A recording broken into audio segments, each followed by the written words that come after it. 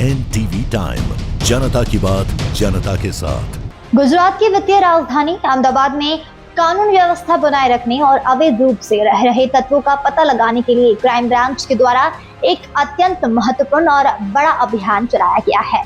कल देर रात पुलिस और क्राइम ब्रांच की संयुक्त टीमों ने शहर के संवेदनशील इलाकों में छापेमारी की, जिसके परिणाम स्वरूप बड़ी संख्या में संदिग्धों को हिरासत में लिया गया।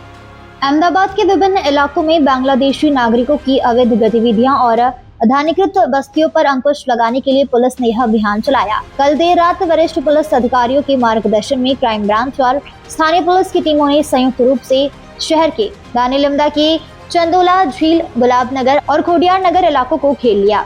इस बड़े अभियान के दौरान 291 संदिग्धों को हिरासत में लिया गया और पूछताछ के लिए क्राइम ब्रांच लाया गया। पुलिस द्वारा गहन पूछताछ और दस्तावेज सत्यापन के बाद अब तक 131 लोगों के बांग्लादेशी नागरिक होने की पुष्टि हुई है। इनमें से किसी के पास भी भारत में निवास का कोई वैध दस्तावेज या प्रमाण नहीं है।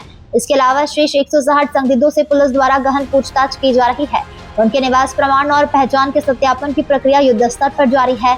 इस पूरे अभियान के दौरान पुलिस विभाग के सभी स्तरों के अधिकारी और कर्मचारी सतर्क थे। गिरफ्तार किए गए 131 बांग्लादेशियों और पूछताछ के दायरे में आए अन्य संदिग्धों को फिलहाल कड़ी सुरक्षा के बीच क्राइम ब्रांच परिसर में रखा गया है। कानूनी प्रक्रिया पूरी होने के बाद इन सभी के खिलाफ जल्द ही सख्त कानूनी कार्रवाई की जाएगी। अहमदाबाद पुलिस के इस आक्रामक अभियान के कारण शहर में अवैध रूप से रह रहे तत्वों में भारी हलचल मची हुई है। डिप्टी सीएम साहब ऑपरेशन डेल्टा हंट की शुरुआत की। पूरे गुजरात में ये ऑपरेशन डेल्टा हंट चलाया जा रहा है। अहमदाबाद सिटी में भी सीपी सर की अध्यक्षता में चलाया गया।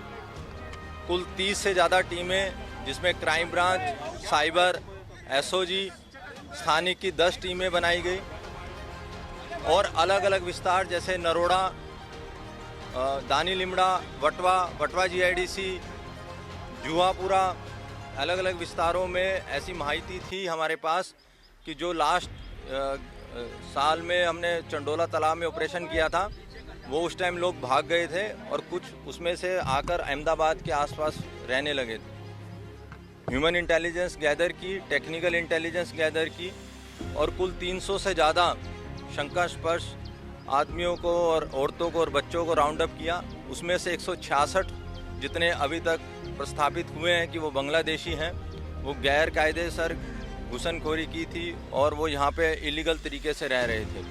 बाकी 150 से ज़्यादा लोगों की अभी पूछपरछ चालू है। उन 166 में से काफ़ी ऐसे लोग भी हैं जिन्होंने इंडियन आधार कार्ड बनवाया था गलत तरीके से। अब पूछपरछ चालू है उन्होंने किसके मार्फते बनवाया था और ये अभी तपास चालू है कि वो पैसा यहाँ से कैसे भेजते थे, यहाँ पे क्या क्या काम करते थे और कैसे वो लोग एंटर हुए इलीगल तरीके से। इसकी आगे ही कार्रवाई की जाएगी, जैसे कि पिछले साल सीपी सर की अध्यक्षता में और डिप्टी सीएम साहब के मार्गदर्शन में 465 जितने गैर कायदेसर